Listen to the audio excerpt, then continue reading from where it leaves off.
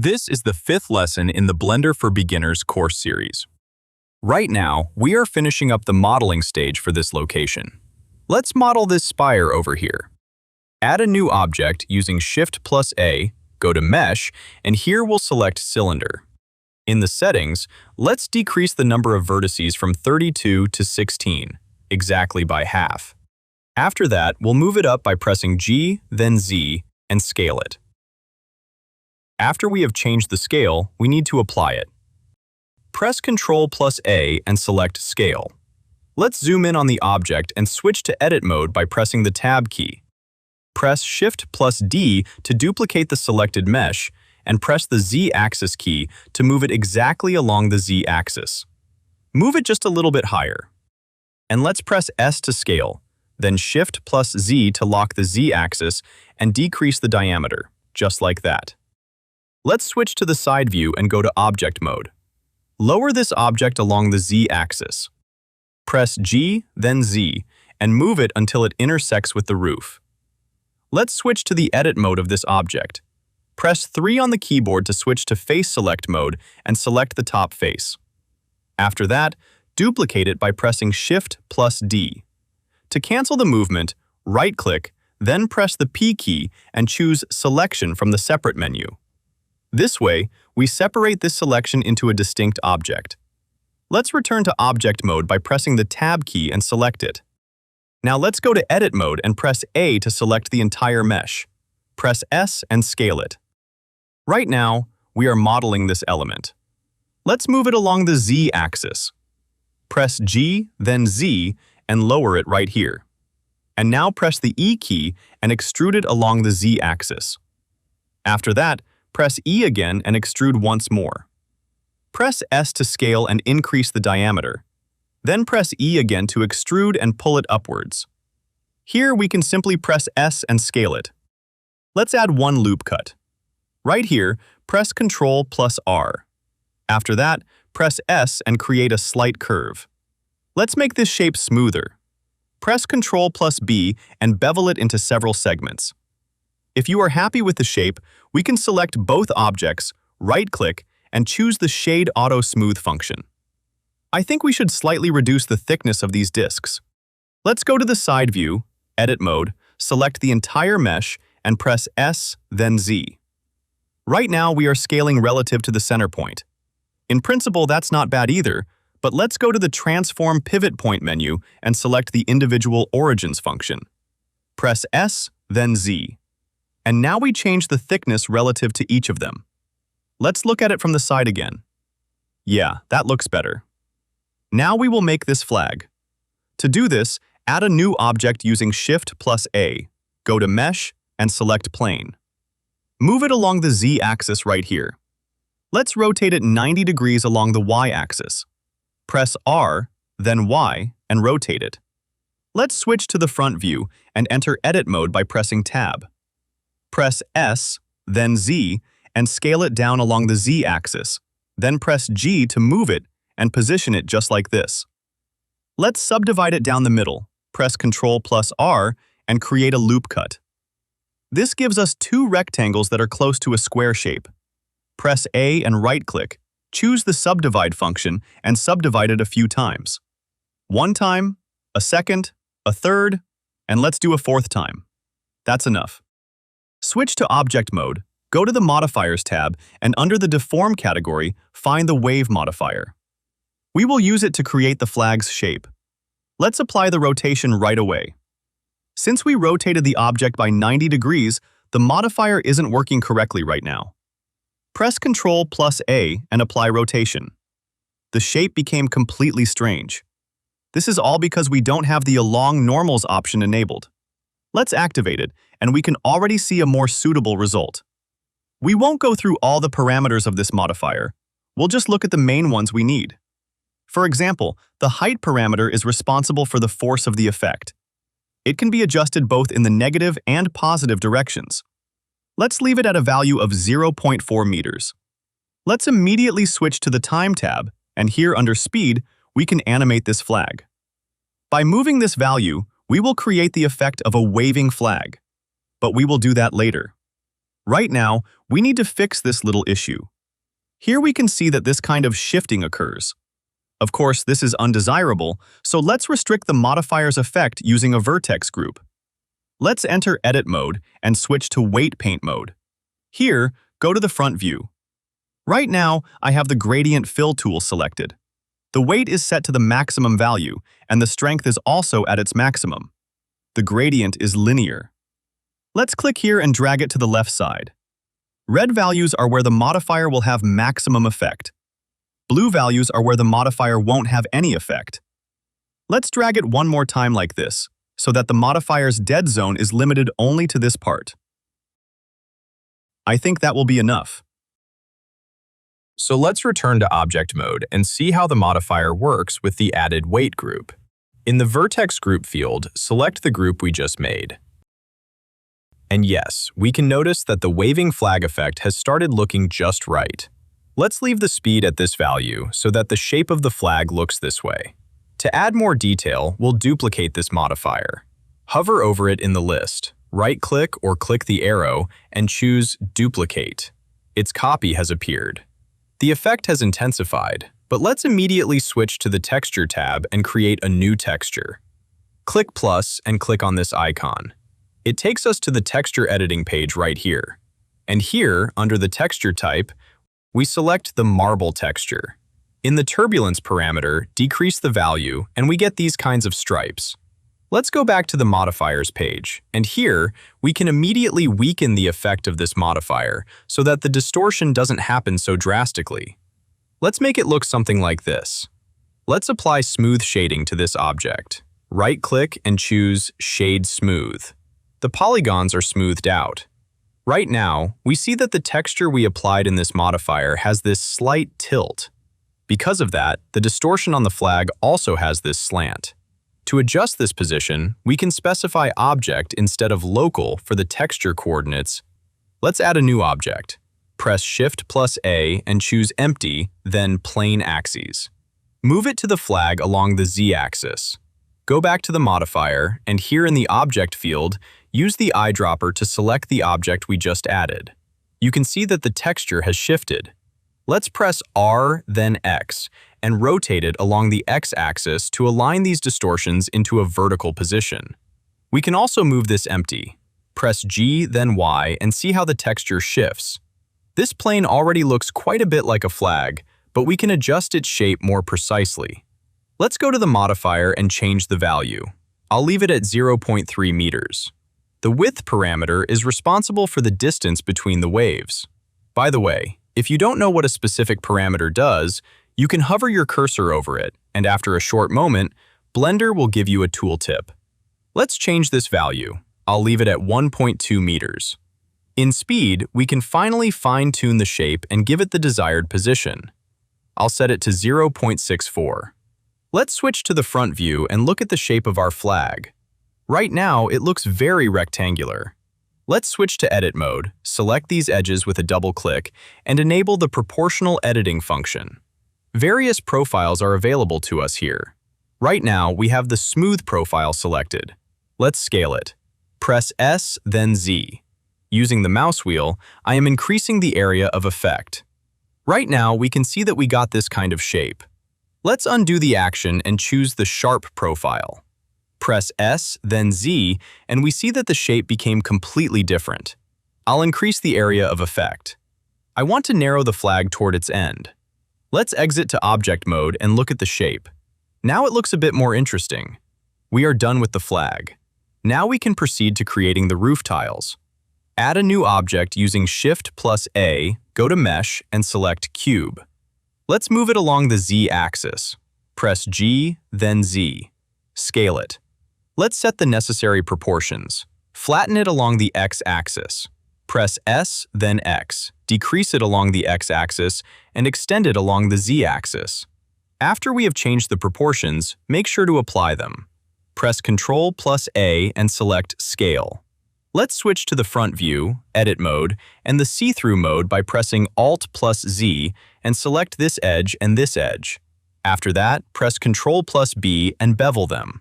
With the mouse wheel, I'm increasing the number of subdivisions, and I'll press the C key for clamping so they don't intersect. After that, let's definitely merge the vertices. Press 1 to switch to Vertex Select mode. Right-click, go to Merge Vertices, and select by Distance. And we see that 2 vertices have merged. Let's look at the object from the side. Select it, turn off the proportional editing function, and flatten it using S, then X. Let's switch to the front view and press G, then Z to move it just a little bit lower, so that the origin ends up in the upper part. Switch to Object mode and turn off Transparency mode. Now we can position this tile on the surface of the roof. Move it along the Z-axis, press G, then Z, lower it, and press R, then Y. Rotate it relative to the origin. Let's sync it in a way that one part is hidden and the other sticks out a bit, creating a dimensional effect. Right-click and turn on Shade Auto Smooth to soften the edges. Position it the same way as on the reference. Now duplicate it using Shift+D. Move it. You can set your own pattern.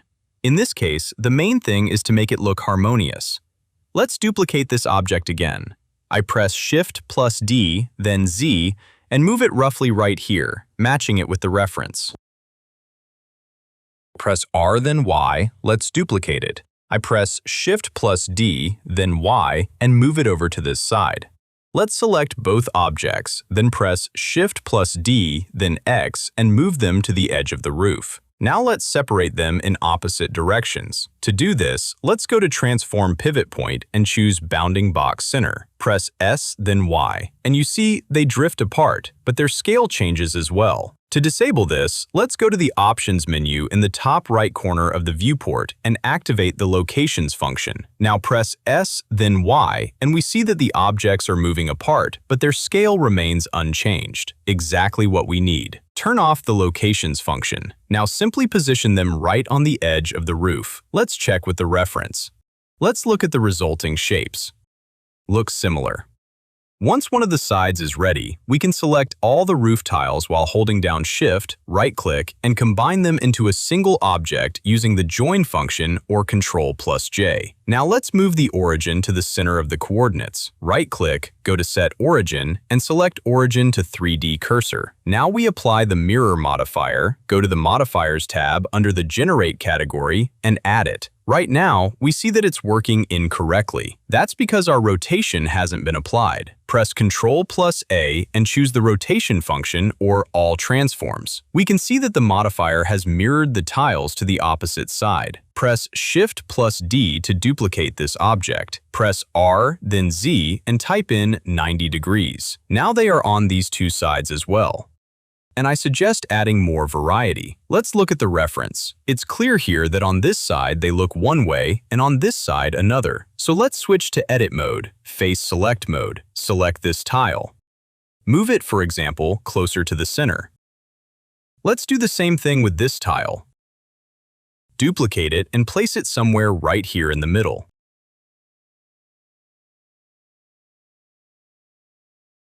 Select this tile and shift it closer to the center. Also, let's select this one, move it to the other side, and we can also shift this one. Let's see how it looks. It has become noticeably more interesting. The bricks on the main part of the building are made using the exact same principle. So let's add a new object by pressing Shift+A, go to Mesh, and select Cube. Move it along the Z-axis and the Y-axis. Let's scale it. In the dimension settings on the side panel, let's type in these values: 0.65 for the X-axis, 0.2 for the Y-axis, and 0.4 meters for the Z-axis. Make sure to apply the scale. Press Ctrl+A and select Scale. Let's switch to Local View by pressing the slash on the keyboard numpad. Let's go to the side view and enter Edit mode by pressing Tab. Here in Edge Select mode, turn on Transparency by pressing Alt+Z and select the side edges right here. After that, press Ctrl+B and bevel them. With the mouse wheel, increase the number of subdivisions. Make these kinds of roundings. Let's switch to Object mode, turn off Transparency, and exit Local View. Now let's move this brick to the facade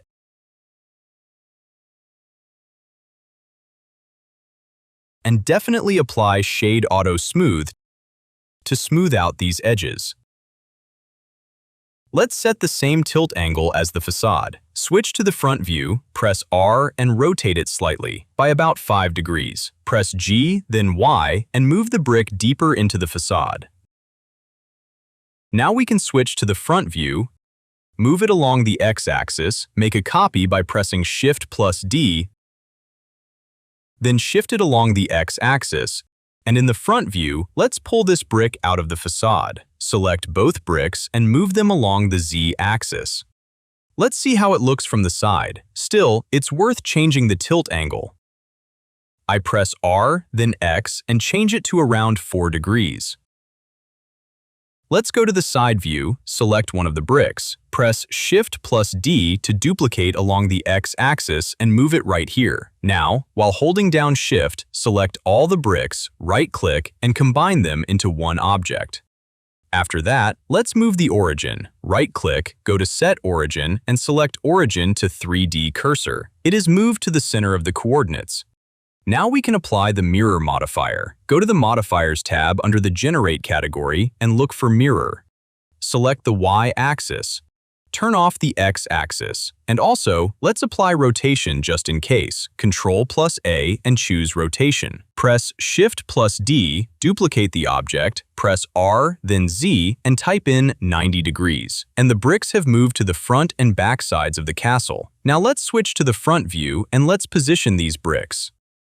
Enter Edit mode by pressing Tab. Press Alt plus Z, turn on Transparency mode, and select these two bricks. Let's position them the same way as on the reference. To do this, press S, then Y, then -1. This way, we scaled them exactly to a value of -1 along the Y-axis. And during this action, the normals flipped inside out. To bring them back, press Shift plus N, and they turn back to the outer face. Let's switch to the front view. Move the selected bricks somewhere around here. Let's go to the side view. Let's see how much they stick out. I think we should sink them in a little bit. Let's go back to the front view.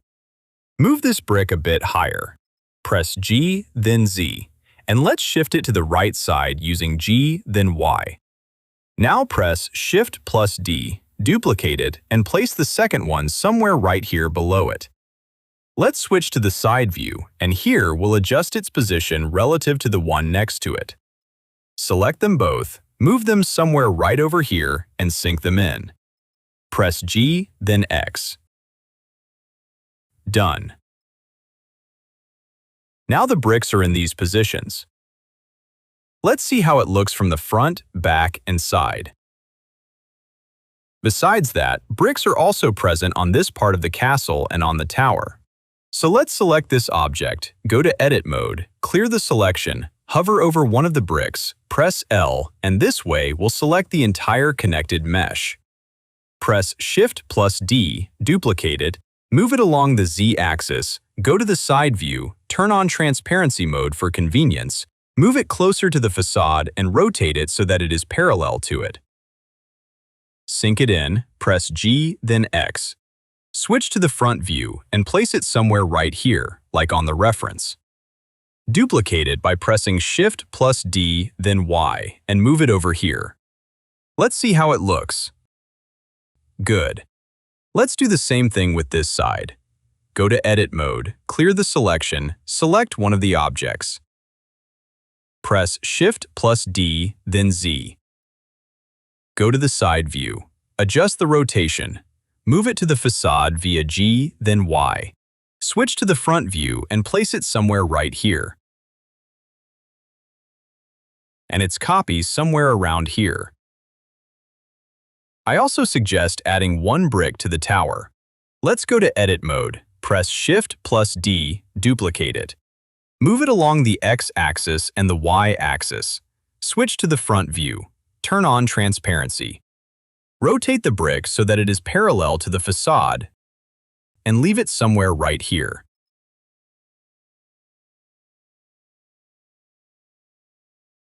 Let's model these banners. To do this, let's add a new object using Shift plus A, go to Mesh and select Plane. But before we do that, let's move the 3D cursor from the center of coordinates right here, where our banner will be. To do this, hold down Shift and right-click. The 3D cursor has moved to this point. And now, after we press Shift plus A, go to Mesh and choose Plane, the plane appears right here. Let's move the 3D cursor back to the center of the coordinates. Press Shift plus S and select Cursor to World Origin. Let's enter Edit mode for this object and scale it. Now let's stretch it along the Y-axis. Press S, then Y, and stretch it until the edges protrude past this part of the fortress. Let's make the plane a little bit wider. Press S, then X, and stretch it. Select this edge and this one. Press E to extrude, then Z, and pull them down, roughly to this point. Let's switch to the see-through mode. Select the back edge and raise it higher. While holding down Shift, select the two top edges, press Ctrl plus B and bevel them. Make a rounding like this. Let's make a loop cut down the middle. Press Ctrl plus R. After that, switch to Vertex Select mode by pressing 1 on the keyboard and move the bottom vertex up along the Z-axis to make this kind of cutout. After that, select the 3 vertices at the bottom, press Ctrl plus B, and nothing happens. Let's go to the pop-up Settings menu for Bevel, and in the Effect field, select Vertices. Now we can see that the vertices are being subdivided. Make a slight rounding. We can decrease the number of segments. Return to Object mode and here enable the Shade Auto Smooth function. Let's go to the Modifiers tab. Select the Solidify modifier under the Generate category to give it thickness. In the Thickness field, increase or decrease the value. In this case, I'll set it to -0.6. Let's move the origin to the center of coordinates. Right-click, go to Set Origin, and select Origin to 3D Cursor. After that, let's go back to the modifiers and apply the Mirror modifier to mirror the object along the X-axis and the Y-axis. Now the banners hang down on the right and left sides of the castle. For creating the torches, we will also move the 3D cursor to our desired location. Press Shift and right-click. After that, press Shift plus A and add a cube. We can return the 3D cursor back. Press Shift plus S and select Cursor to World Origin. Shrink the cube, press S and scale it. Extend it along the Z-axis and flatten it along the Y-axis, something like this. Move it forward, and after that, apply the scale. Press Ctrl plus A and select Scale. Go to Edit mode, Edge Select mode, and select these edges. After that, let's subdivide them. Press Ctrl plus B. Go to Face Select mode, select the front face, press S and scale it. Switch to Object mode and apply the Bevel modifier. Go to the Modifiers tab under the Generate category and apply this modifier. Decrease the amount and definitely enable the Harden Normals function. If you want, we can scale this object. Press S and make it a bit larger. But after that, make sure to apply this change. Press Ctrl plus A and select Scale. Now press Shift plus S and select Cursor to Selected. This way, we moved the 3D cursor to the center, which is the origin of this object. Now press Shift plus A and add a cylinder. In the settings, decrease the number of vertices to 16, and we can also set the rotation along the X-axis to 90 degrees. Let's scale it and move it forward. Decrease the diameter. I press S, then Shift plus Y to lock the Y-axis and shrink it. Apply the scale.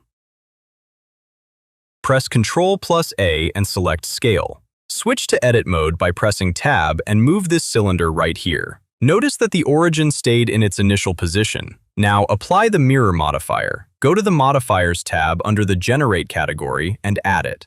Enable the Z-axis. And definitely let's apply the rotation. Press Ctrl plus A and choose Rotation. The mirroring worked. Enable Shade Auto Smooth to smooth out these edges, and go back to Edit mode. Here, we'll create one loop cut. Select these faces, press E for extruding, then S. Shift plus Y to lock the Y-axis and extrude. Go to Object Mode and we get this kind of mount. Now we will model the torch itself, and we will model it first in a vertical position, and then we'll tilt it. Add a new object using Shift plus A, go to Mesh, and select Cylinder. In the vertex count, specify 16 again and scale it. Press S, shrink it. Move it along the Y-axis roughly right here. Press S, then Shift plus Z to lock the Z-axis. Set the desired diameter, this will be enough, and extend it along the Z-axis. Press S, then Z, and pull it out about this much. Apply the scale. Press Ctrl plus A and select Scale. Apply Shade Auto Smooth to smooth the edges and go to Edit Mode. Here, create two loop cuts, press Ctrl plus R, and specify two pieces using the mouse wheel. After that, let's separate them a bit to the sides. Press S, then Z, and spread them apart roughly like this, so they are centered on this mount. After that, press Ctrl plus B and bevel them. Now, without losing the selection, press E for extruding, then S, Shift plus Z to lock the Z-axis, and create these rings. Give them the necessary diameter, apply it. Go to Object Mode. To create this bowl, we will also use a cylinder. So let's first move the 3D cursor to the origin of this object. Press Shift plus S and select Cursor to Selected. Now add a cylinder. Press Shift plus A, go to Mesh and select Cylinder. Scale it. Move it to the upper part. Choose the correct proportions. After that, let's apply the scale. Press Ctrl plus A and select Scale. Go to Edit Mode, Face Select Mode, and select the top face. Press S to scale and increase it. In Edge Select mode, by pressing 2 on the keyboard, we double-click to select this edge loop and press Ctrl plus B. Bevel it and we get the bowl shape.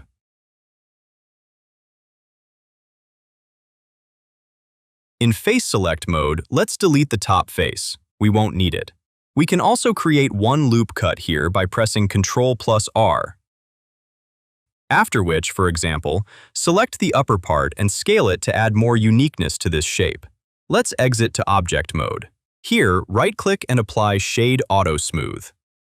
Go to the Modifiers tab under the Generate category and add the Solidify modifier to give it thickness. Set the thickness and enable the Even Thickness option. Let's look at the object from different sides. Maybe it's worth making it a bit thinner. 0.05, I think, will be enough. We can pull the shape out. The main thing after this is to apply the scale using Ctrl plus A and select Scale. Go to Edit Mode, press Tab. Here, in Face Select mode, double-click to select this face loop. Press Shift plus D, duplicate it. Right-click, then press P and choose Selection from the Separate menu. We separate it into its own object. Go to Object Mode and select the newly appeared object. Since we have Solidify on it, let's change the thickness value to a -1, and we get this kind of rim. We can shrink it along the Z-axis. Let's go to Edit Mode, press A to select the entire mesh, then S. Now let's return to the Edit mode of this bowl, and let's switch to the top view. Turn on Transparency mode, and here, double-click to select this face loop and the one opposite to it. And also, let's do this one and this one. Press Shift plus D to duplicate. Press the P key and choose Selection from the Separate menu. We also separate it into its own object, select it, and change the Solidify settings. You can notice that there's this gap at the bottom. Let's get rid of it. Go to Edit Mode, switch to the bottom view, and here, in Edge Select mode, select these edges. After that, press E for extruding, then S, and bring them closer to the center. Let's see how it looks now. The edges aren't visible, they go inside the object, so everything is fine. Select all objects belonging to the torch while holding down Shift. Switch to the front view, press R, and rotate it by 10 degrees along the X-axis. Position it roughly right here. And let's extend this mount to the torch. To do this, apply the modifier and go to Edit mode. Select these vertices and move them along the y-axis. Now we need to transfer this torch to the opposite side right over here. To do this, we first need to place the cursor at the center of coordinates. Press Shift plus S and select Cursor to World Origin. Now select all objects belonging to the torch. Right-click, go to Set Origin, and select Origin to 3D Cursor. After that, go to the Modifiers tab. Under Modifiers, look for the Mirror modifier. It applied to one of the objects, but we need it to be transferred to all the others. And also, make sure to apply the rotation. Press Ctrl plus A and select Rotation. In the modifier, specify the y-axis, then click the arrow in its header and choose Copy to Selected. We transfer it to all the other selected objects and see that the torch has mirrored to the opposite side. We will deal with creating the fire a bit later. Right now, we've finished the work on the fortress. So let's move on to the environment: the grass, the campfire, the pebbles, the cannon, and so on. But before that, let's select all objects belonging to the fortress. Right-click on the collection name, choose Select Objects, and shift it along the X-axis. Press G, then X, and pull it away from the center a little bit, the same way as on the reference. Let's see how it looks from behind. Let's model the rocks that are on the road. To do this, let's switch to the Rocks collection, select it, and press Shift plus A, go to Mesh, and select Cube. Add a cube, move it onto the road, scale it, and flatten it along the Z-axis. I press S, then Z, and shrink it. Let's sink it into the ground and stretch it along the Y-axis. I press S, then Y, shrink it a bit, and move it along the X-axis closer to the gates. After all transformations, apply them by pressing Ctrl plus A and select Scale. Let's transfer the modifier from this rock, for example, to this one. Go to the Modifiers tab, open the drop-down menu at the arrow, and here choose the Copy to Selected function. The modifier has transferred. Let's go to Edit mode, Face Select mode. Turn on Transparency mode, select the bottom face, and delete it. It won't be visible anyway. Let's decrease the value since we don't need such a large bevel. Roughly to this value. Go to the Edit mode of this object, and let's change its shape. Create one loop cut in the middle by pressing Ctrl plus R. Apply it. Select one of the edges.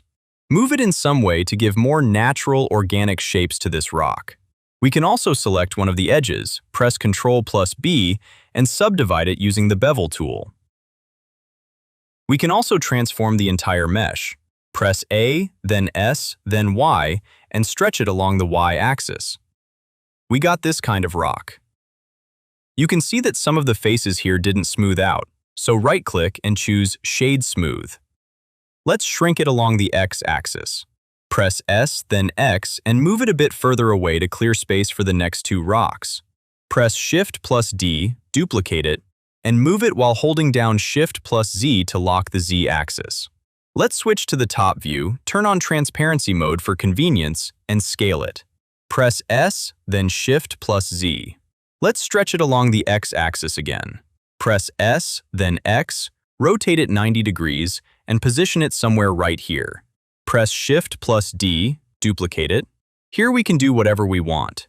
For example, stretch it along the X-axis. Rotate it a bit like this, and scale it. Let's see what we got. Let's sink these rocks even deeper, like this. To create the campfire ring, we'll use those rocks that we created back during the first lesson. So select one of them, press Shift plus D, duplicate it, and move it somewhere right over here. Scale it. We can do this right in object mode. The main thing is to apply the scale. Press Ctrl plus A and select Scale. You can see that the bevel is excessively large, so let's decrease the value. Let's make it look something like this. Position the rock somewhere right here.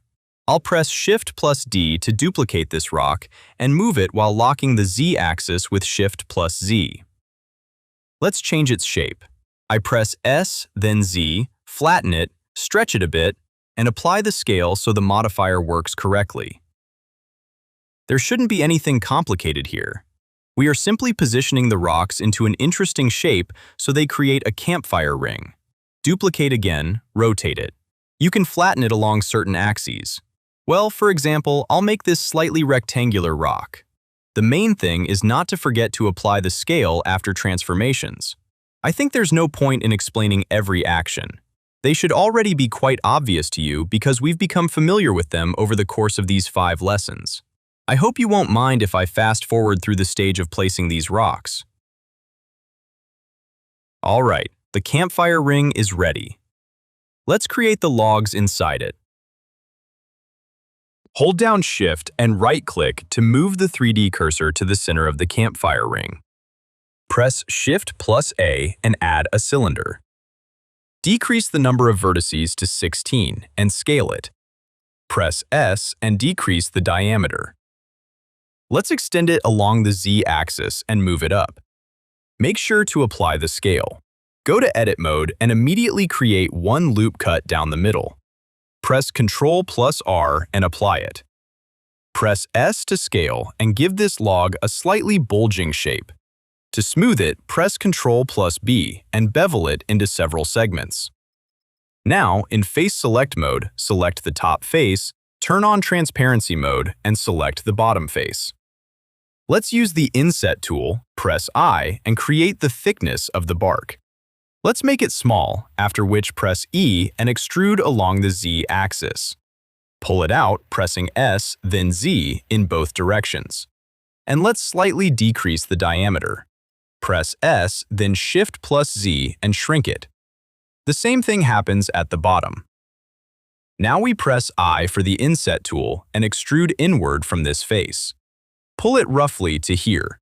This will be the first ring, after which press I and create the second one. The core will be small in size. Now we need to select this face loop. Double-click to do this, and while holding down Shift, do the same thing at the bottom. We have selected them. Now press I and hold down Ctrl, and an extrusion of the selected area occurs inward.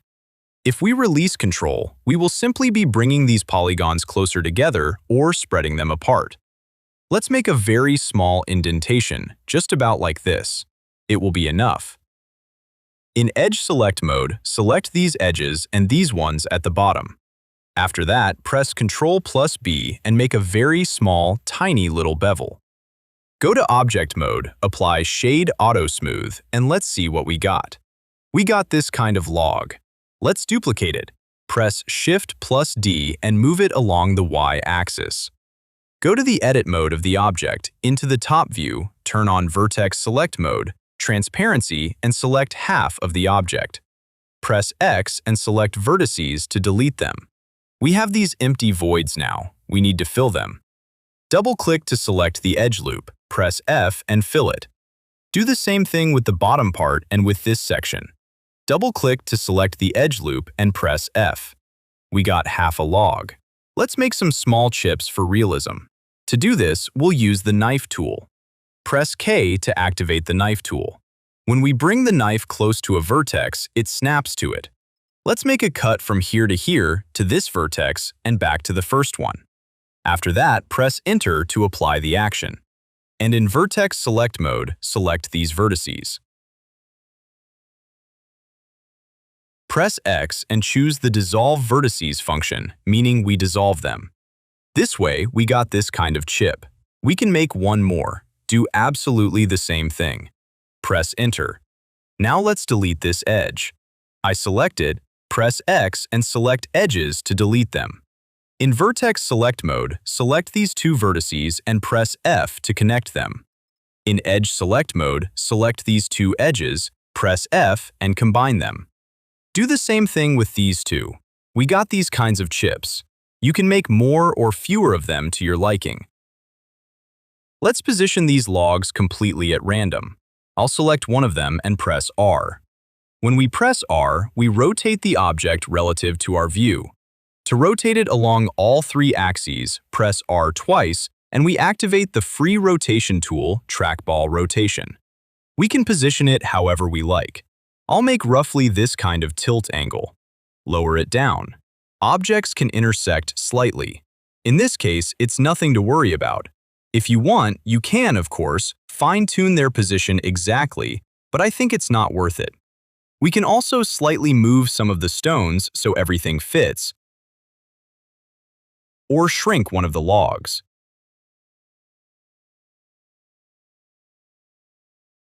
We will model the embers not from cubes, but from an icosphere. Let's go to its settings and decrease subdivisions to 1. Let's scale it and look at the object. It consists of triangles, which is perfectly suitable for coal. Let's apply the scale. Press Ctrl+A and select Scale and duplicate this object. But let's do it not using Shift+D, but using Alt+D. Press Alt+D and move it. Now let's explain what the difference is. Go to Edit mode and let's say Move one of the vertices. We will see that all the transformations we apply to this object are transferred to the other one, since they share the same mesh data. This will be useful for us later during painting. Let's move and position this ember somewhere right over here. Make another copy via Alt+D. Let it be somewhere here. And after scaling, we can't apply this scale. Press Ctrl+A and select Scale. And we see that in this case, Blender will prompt us to separate this object into a unique mesh. We don't need that, so let's decline and leave the scale unapplied. In this case, it's not critical. Make a few more copies. Alright, we've finished the campfire ring, but what kind of campfire can it be without fire? So let's make it. Press Shift+A and add a icosphere, which is already familiar to us. In the subdivision count, let's leave the value at 2 or 3. In this case, I think 2 will be enough. Scale it, move it higher for convenience, and apply the scale. Press Ctrl+A and select Scale. Go to Edit mode, and here turn on the proportional editing function and the smooth profile. Select the very top vertex and press G. With the mouse wheel, decrease the proportional editing zone and pull it up along the Z-axis so that we get this teardrop shape. After that, let's apply the subdivision surface modifier. Go to the Modifiers tab under the Generate category and find this modifier. In the subdivision count, let's specify a value of 3 or 2. Apply Smooth Shading. Right-click and select Shade Smooth. We got this kind of droplet, but this isn't fire yet. Let's go to the Modifiers under the Deform category and find the Displace modifier here. Decrease the strength value strength and add a new texture. Click plus and let's go to its settings. Under Type, select the Voronoi texture. It looks like this. Increase the size of the texture. In size, I specify 0.5. Go to Colors and here decrease the contrast. I'll leave it at 0.4. Let's go back to the Modifiers tab, and here under Coordinates, we need to specify Object, just like we did before. Let's move the 3D cursor to the object. Press Shift+S and select Cursor to Selected. Press Shift+A and choose Empty, then Plane Axes.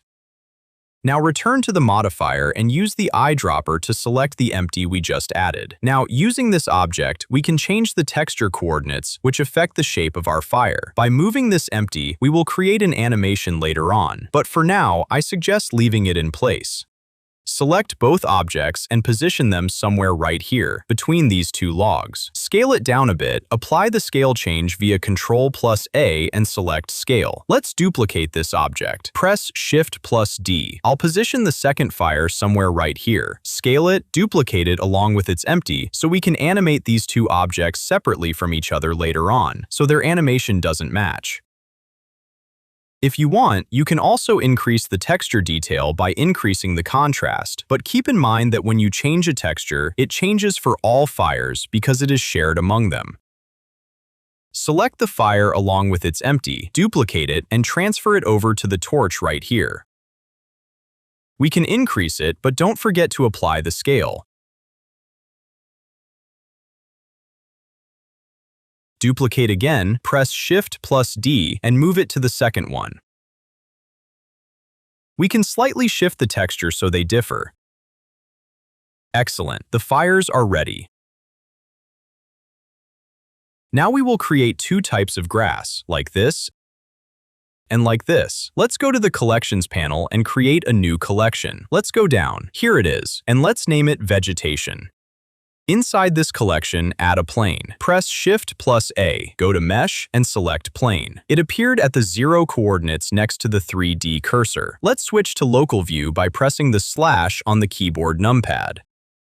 And here, let's enter Edit mode. Scale it, shrink it along the Y-axis. Press S, then Y, and create one loop cut across and one loop cut along it. Let's turn off proportional editing. We won't need it right now. Select this vertex, press G, then X, and pull it a bit forward. Now select these two vertices, press the J key on the keyboard, and a shortest path is built between them. Now let's also select these vertices, move them higher, return to object mode, and press Ctrl plus 2 here. This way, we apply the subdivision surface modifier, and let's turn on smooth shading, shade smooth. Return to the edit mode of the object. Double-click to select this edge loop. Let's go to the side panel, under the Item tab, and find the mean crease parameter here. Increase the value to 1, and let's see what happens. This value is responsible for the stiffness of the edges for the subdivision modifier. Where the value equals 1, the edges are maximally sharp. For greater clarity, let's enter Edit mode and lower this edge down. Move this vertex, press G, then X. Do the same thing with this vertex. Return to object mode, and we see that we got this kind of groove. If we turn off crease, we'll notice that it's barely visible and the shape has become rounded. Let's bring it back, and let's select these edges, scale them along the Y-axis. These ones we will decrease. This way, we set the shape for this grass blade. Go to Edit mode, select the entire mesh, and press G, then X. Shift it in a way that its base is exactly at the point where the origin is located. This will be useful for editing it in object mode. Now we can press R then Y and set the necessary tilt angle. If we want, we can also enter edit mode, select, for example, this edge vertex, turn on proportional editing mode, press G, and move it a bit lower, thereby setting a greater bend. Let's duplicate this object. Press Shift plus D, create a copy, move it slightly to the side, rotate it. We can also decrease it along the Z-axis, but after that, make sure to apply the scale. Create several such copies and assemble a composition from them. When the composition is ready, let's select this grass, press Shift plus D, duplicate it along the X-axis, and let's create the second type of grass. Go to Edit mode, select these edges, and increase the upper part. Press S, then Y. The bottom part we can, on the contrary, decrease.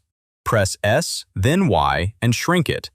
Select the top vertex, press G twice, and using the Edge Slide tool, move it to this side.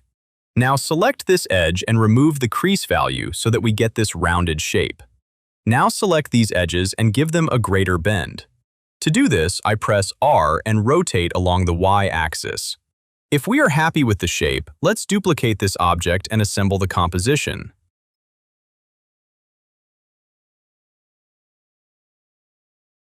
Likewise, we have two types of grass ready. Let's apply the subdivision modifier for all objects. Select them, right-click, and choose the Convert to Then Mesh function. This way, we converted these objects back into a pure mesh, and thereby we applied all the modifiers that were on them. Now their topology looks like this. And let's give them the necessary thickness using the Solidify modifier. Go to the Modifiers tab under the Generate category and apply the Solidify modifier. We can increase the thickness or decrease it. Let's transfer this modifier to all selected objects. Click the arrow in its header, then Copy to Selected. Let's set up the shading. To do this, select this blade of grass. Right-click and choose Shade Auto Smooth. Go to the modifier and increase the angle value to 50 degrees. After that, select all objects by pressing A and transfer this modifier to them. Done. Alright, now we will be placing this grass around the scene.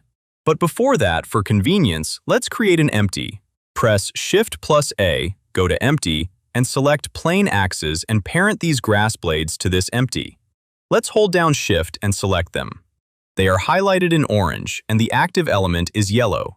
Press Ctrl plus P and use the Object function. This way, we parented these grass blades to the selected object, in this case, the empty. Let's try to move it, and we see that the grass moves along with this empty.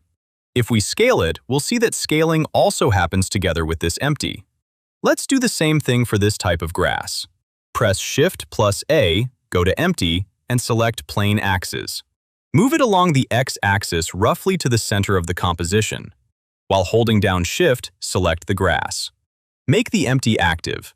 Press Ctrl plus P, then Object. If we look in the outliner, we'll see that the objects are, so to speak, inside this empty. Let's exit Local View by pressing / turn on Transparency Mode, and move the empty along with the objects onto the surface of the island. Position them exactly on the surface, and now we can scale them and move them to our desired locations.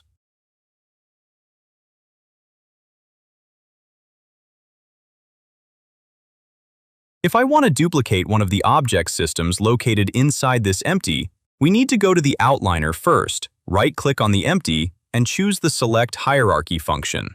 This way, we select the entire hierarchy of objects located inside this empty. Now we can press Alt plus D, duplicate them, and move them. I press Alt plus D because this will be useful for us during painting. I arrange them the same way as on the reference. Let's fast forward through the grass arrangement because I think there's nothing complicated here. Simply duplicate and move. Alright, I've placed the vegetation around the location. By the way, I forgot to mention that objects located inside empties and parented to them can still be moved individually. For example, you can select one of the grass blades and shift it to the side, which might come in handy for you. Let me congratulate you. We have finished modeling the location. You can look at it from different sides, compare it with the reference, and adjust things if there's something you don't like. Essentially, we only have one cannon left to create. I suggest doing it this way. You'll be able to model it on your own if you've been following this course. I will show the modeling of all the main elements in a time-lapse, but I'll stop in slightly more detail on a couple of them.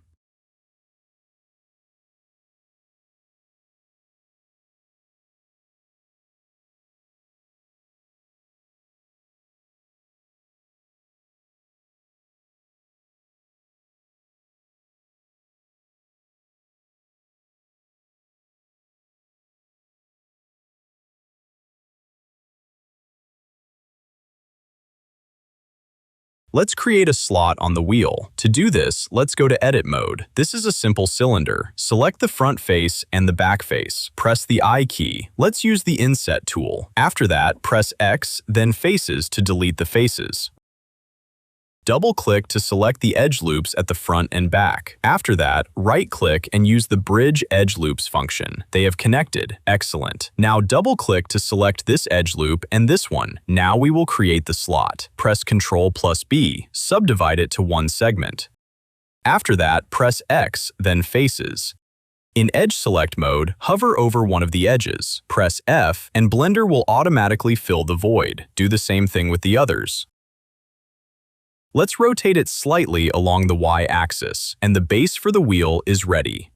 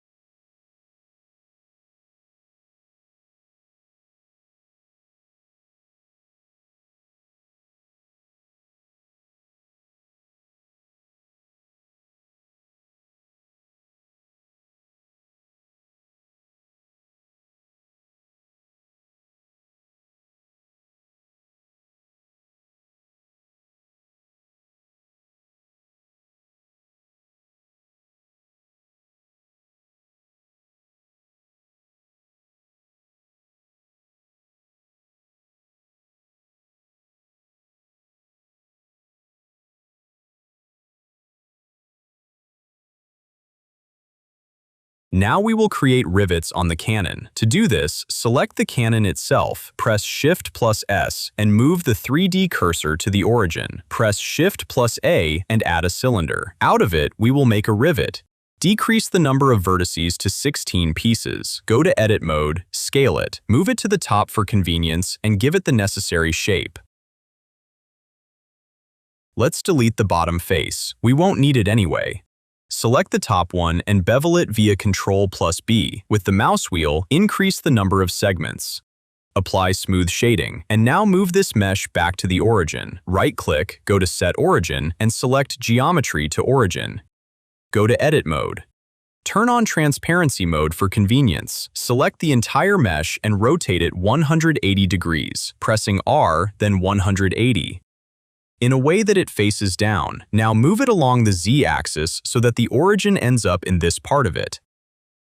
We apply the Array modifier. In the Count field, specify the necessary number, and in Factor X, we type in 2.4.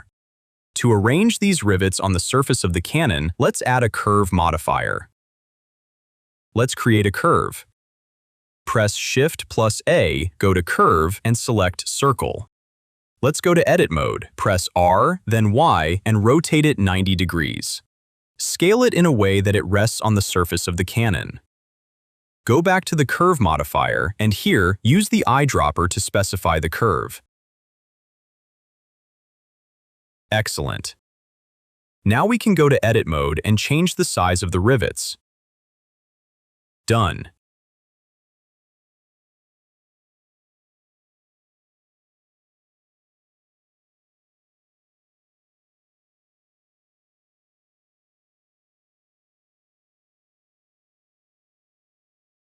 I make the rope out of a Bezier curve. This is the fastest and most controlled way. I extrude the vertices, change the length of the handles, and make it so the rope sits tightly against the mesh of the cannon but doesn't sink too deeply inside it.